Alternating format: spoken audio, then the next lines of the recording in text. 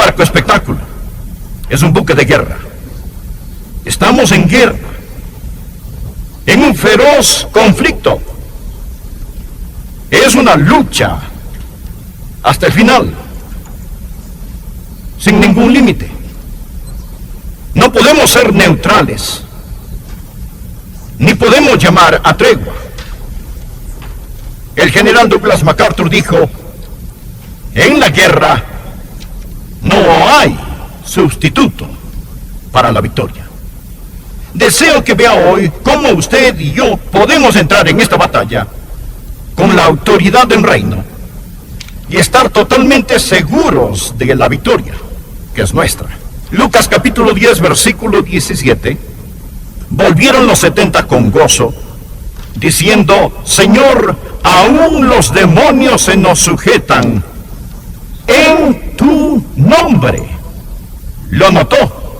Incluso los diablos, los demonios, están sujetos a nosotros a través de su nombre. Y les dijo: yo veía a Satanás caer del cielo como un rayo. He aquí, os doy potestad de hollar serpientes y escorpiones, y sobre toda fuerza del enemigo, y nada os dañará. En la versión Reina Valera, en el versículo 19, nos presenta dos palabras. La primera, potestad o autoridad. Son dos palabras diferentes en el griego. Podría leerse de esta manera: he aquí os doy autoridad sobre todo el poder del enemigo. Estamos hablando de la autoridad del reino y de cómo poseer esa autoridad del reino en nuestra guerra, ganando la victoria en el nombre del Señor Jesucristo. Porque en 2 de Crónicas capítulo 20 versículo 15 nos ha enseñado que la batalla no es nuestra, sino del Señor. Tres cosas deseo que aprenda hoy acerca de la autoridad del reino. Primero, la autoridad del reino se ha establecido soberanamente. Esta autoridad del reino se ha establecido soberanamente. Jesús dijo: yo veía a Satanás caer del cielo como un rayo.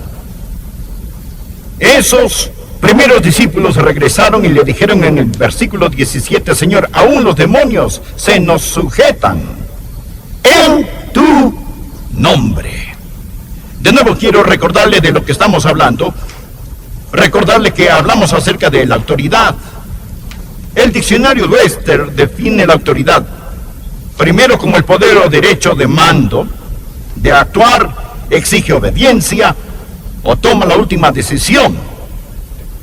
También dice jurisdicción, es decir, para gobernar. Y luego describe la autoridad como el poder delegado a otro. Autorización, como él tiene mi autoridad para hacerlo. Esa es la autoridad en sí misma y ha sido conferida o dada a nosotros por medio del Señor Jesucristo. Toda la autoridad se arraiga en el Dios soberano. La autoridad del reino se ha establecido soberanamente. Dios es el creador, el gobernante, el rey supremo en este reino. Él gobierna el universo y Él es Dios soberano.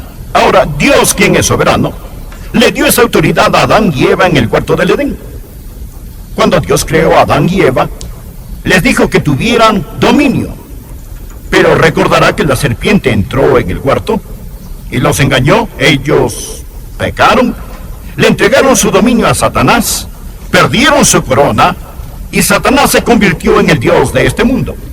Pero Jesucristo, el último Adán, dejó el cielo, bajó esta tierra, sufrió, derramó su sangre y murió como hombre para recuperar lo que el primer Adán perdió. El dominio se perdió legalmente y fue recobrado justamente. Un hombre lo perdió, el primer Adán. Un hombre lo recobró, el segundo Adán. Por favor, coloque un marcador de libro en Lucas 10, Estamos hablando acerca de la autoridad del reino que fue establecida soberanamente. Y busque Colosenses, simplemente adelántese unos cuantos libros y llegará a Colosenses capítulo 2. Ahora, lea conmigo el capítulo 2 de Colosenses del versículo 13 al 15. Estos son versículos increíbles. Versículos increíbles. Colosenses 2, versículos del 13 al 15. Quiero que vean lo que el último Adán hizo por nosotros y cómo este dominio se ha establecido soberanamente. Esto es lo que dice: y a vosotros, estando muertos en pecados y en la incircuncisión de vuestra carne, os dio vida juntamente con él, perdonándoos todos los pecados, anulando el acta de los decretos que había contra nosotros, que nos era contraria, quitándola de en medio y clavándola en la cruz, y despojando a los principados y a las potestades, los exhibió públicamente, triunfando sobre ellos en la cruz. Por favor, mantenga su Biblia abierta e indaguemos cómo esta autoridad del reino se estableció soberanamente. Hay tres cosas que Jesús hizo por nosotros cuando Él vino a esta tierra para liberarnos de la esclavitud. Y Él nos liberó de tres tipos de esclavitud. Primero, Él nos libró de la esclavitud de la muerte espiritual. Versículo 13, y a vosotros, estando muertos en pecados y en la incircuncisión de vuestra carne os dio vida. Si usted no es un creyente, espiritualmente está muerto. No es que esté espiritualmente enfermo, espiritualmente está muerto. Pero cuando Jesucristo vino por los hijos e hijas de Adán, Él nos dio por medio de su muerte vida y nos liberó de la esclavitud de la muerte espiritual. Pero no solo nos liberó de la esclavitud de la muerte espiritual, Él nos liberó de la esclavitud de la deuda incalculable. La muerte espiritual y la deuda incalculable. Verá, nuestros pecados son una deuda que debe pagarse. El cielo nos ha demandado por daños y estamos en deuda debido a nuestro pecado. Pero ¿qué hizo Jesucristo en esa cruz? Jesús pagó la deuda. Versículo 14. Anulando el acta de los decretos que había contra nosotros, que nos era contraria, quitándola de en medio y clavándola en la cruz. ¿Qué hizo cuando murió por nosotros? Él nos liberó de la esclavitud de la muerte espiritual. Él nos liberó de la esclavitud de la deuda incalculable.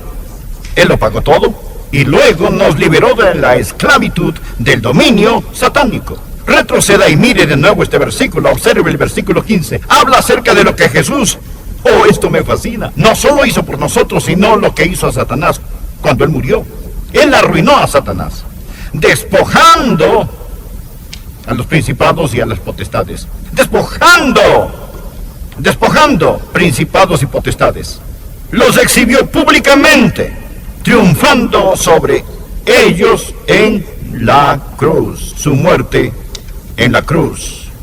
Note lo que el Señor Jesucristo le hizo a Satanás, que quiere tener el dominio sobre nosotros. Primero lo despojó. ¿Qué significa la palabra despojar? ¿Sabe lo que significa en el idioma griego? Quiere decir desnudar. Significa despellejar. Como despellejar el cadáver de un animal. O como despojar a un general de sus medallas. O quitar a alguien sus túnicas reales. Aquí estaba Satanás, en toda su arrogancia, todo su dominio, llevando todas sus medallas del infierno. Y el Señor Jesucristo en la cruz despojó a Satanás. Él le quitó toda su autoridad.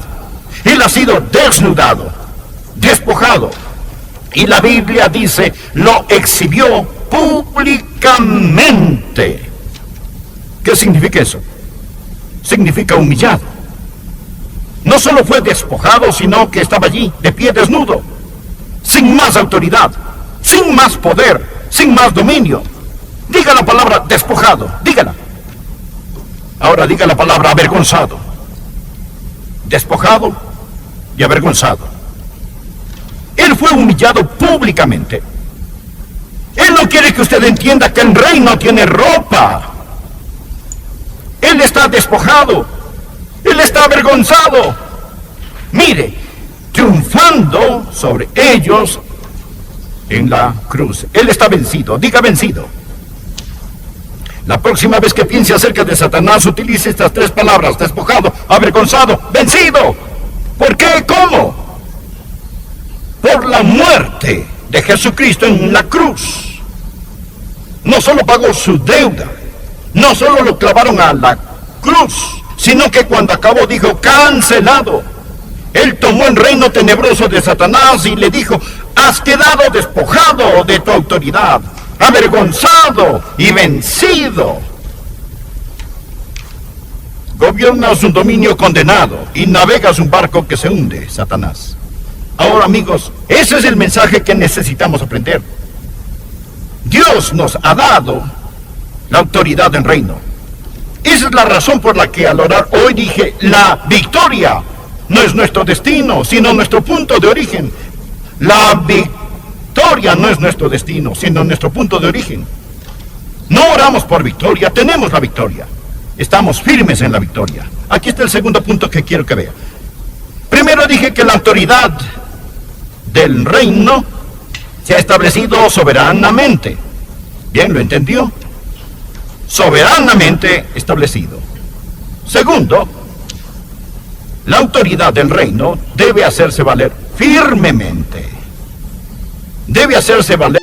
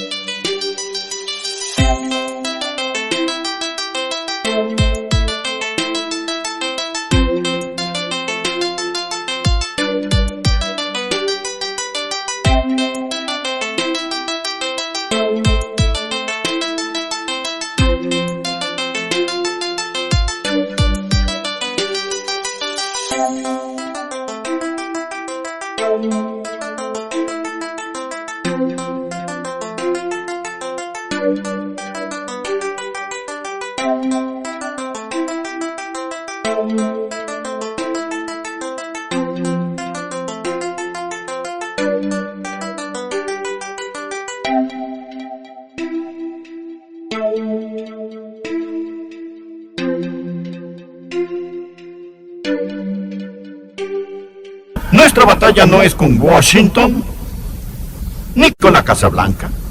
Nuestra batalla no es con Hollywood. No tenemos lucha contra sangre y carne, sino contra ¿qué? Principados, contra potestades, contra huestes espirituales de maldad en las regiones celestes. Necesitamos aprenderlo. ¿Sabe por qué no está ganando? Escúcheme y le diré por qué no está ganando. No se está presentando para la batalla. Luchamos en los lugares equivocados y contra las cosas equivocadas. Cuando Simón Pedro se acercó a Jesús y le dijo a Jesucristo: de ninguna manera no irás a la cruz, Jesucristo le respondió a Simón Pedro: quítate de delante de mí, Satanás. ¿Estaba Jesús llamando a Pedro Satanás? Claro que no, porque Pedro no era Satanás. Jesús estaba mirando a través de Pedro al verdadero enemigo, viendo más allá de Pedro al enemigo que es Satanás. ¿Lo ve? Jesús no luchaba contra carne y sangre. Él sabía quién es el verdadero enemigo. Y eso es lo que usted y yo tenemos que entender, que estamos en guerra espiritual. Y esta autoridad espiritual que se ha establecido soberanamente, pero debe hacerse valer firmemente. Tenemos que aprender a tomar la autoridad. Usted dirá: bueno, espere un minuto, pastor, no entiendo, me está confundiendo. Por un lado, usted dice que Satanás ha sido despojado, avergonzado y vencido. Y por otro lado, usted dice que tenemos que hacer valer firmemente la autoridad del reino. ¿Por qué necesitamos hacerlo valer firmemente? Me alegro que haya preguntado. Trataré de contestarle esa pregunta. Verá, aunque la derrota de Satanás es absoluta, debe apropiarse. Esa es la frase clave. Aunque la derrota de Satanás es absoluta, debe apropiarse. Le pregunto, ¿fue la muerte de Jesús por el pecado absoluta? Claro que sí. Cuando murió en la cruz, la Biblia dice en 1 de Juan, y Él es la propiciación de nuestros pecados. Y no solamente por los nuestros, sino también por los de todo el mundo. Jesús murió por todos. ¿Se ha salvado todo el mundo? No. ¿Fue su muerte absoluta? Sí, lo fue. Soberanamente establecida. Debe hacerse valer firmemente. Tercero, debe ejercerse estratégicamente. Debe ejercerse estratégicamente. No salga contra el diablo si su corazón no está bien con Dios. Debe ser la persona correcta. Estoy hablando de personas cuyos corazones están limpios. Les he dicho antes que usted nunca, escuche, usted nunca estará sobre hasta que primero esté bajo. Y si usted, aun siendo hijo de Dios, desafía a Satanás con el corazón de un rebelde, se va a meter en serios problemas. Tiene que ser la persona correcta. Y luego tiene que estar en la posición correcta. ¿Cuál es su posición? Recuerde lo que mencionamos de Efesios 2, verso 6, que estamos sentados con Jesús en los lugares celestiales. Permítame enseñarle una forma diferente de orar. Deje de orar de la tierra al cielo y empiece a orar.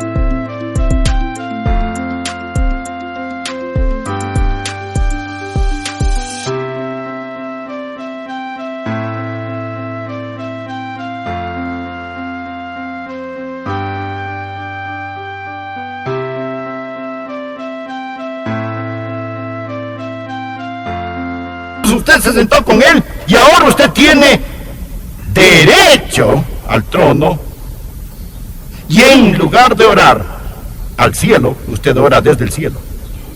Jesús dice en Mateo capítulo 18, de cierto os digo que todo lo que atéis en la tierra será atado en el cielo, y todo lo que desatéis en la tierra será desatado en el cielo. No significa que el cielo secunda la moción.